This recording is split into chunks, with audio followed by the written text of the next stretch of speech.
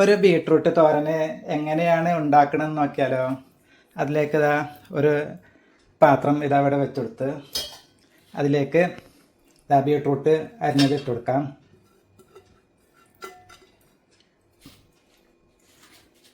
അതിലേക്ക് ഇതാ ഒരു സവാള അരിഞ്ഞത് ഇട്ട് കൊടുക്കാം.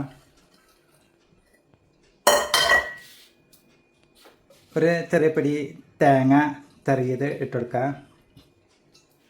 അതിലേക്ക് പിന്നെ ഇതാ ഒരു 5-6 കാന്താരി മുളക് എടുത്തിട്ടുണ്ട്.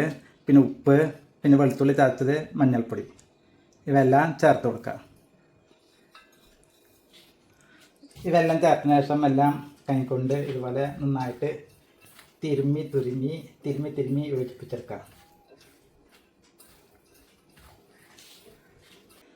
എല്ലാം നല്ലവണ്ണം തിരുമ്മി യോജിപ്പിച്ചിട്ടുണ്ട്. തിരുമ്പുമ്പോൾ തന്നെ നല്ല മണമുണ്ട്.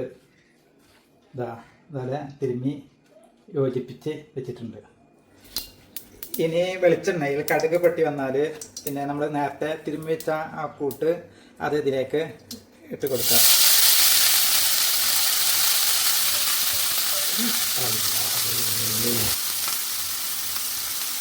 അതായത് കറിവേപ്പിലയും വറ്റൽമുളക് ഇട്ട് പൊട്ടിക്കണം. അത് സ്കിപ്പായി മറന്നു പോയതാണ്. അത് പിന്നെ ഇതിൽ കൂടെ കൊടുക്കലാണ്. അപ്പം എന്ത് ചെയ്യുക,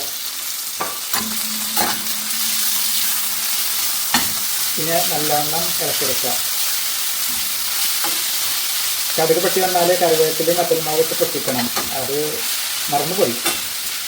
അപ്പം അതിന് ഇതിൽ കൂടെ ഒക്കെ ഇളക്കലിൻ്റെ നടക്കുകയുള്ളൂ. നല്ലവണ്ണം ചിക്കിയിട്ടതിന് ശേഷം മൂടി വെച്ച് വേവിച്ചെടുക്കാം.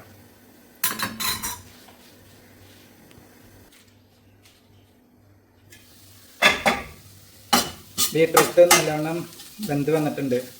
ഇടയ്ക്ക് ഞാനൊന്ന് തുറന്ന് ഇളക്കി കൊടുത്തിരുന്നു. ഇപ്പം നല്ല വെന്ത് പാകമായിട്ട് വന്നിട്ടുണ്ട്.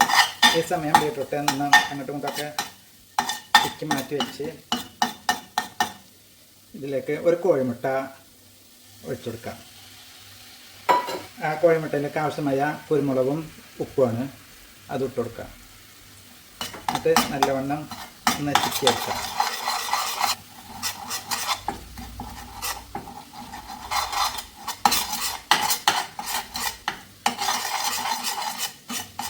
ഇനി ആ ബീട്രൂട്ടും കോഴിമുട്ടയൊക്കെ കൂടിയിട്ട് നല്ലവണ്ണം ചിക്കിയെടുക്കുക.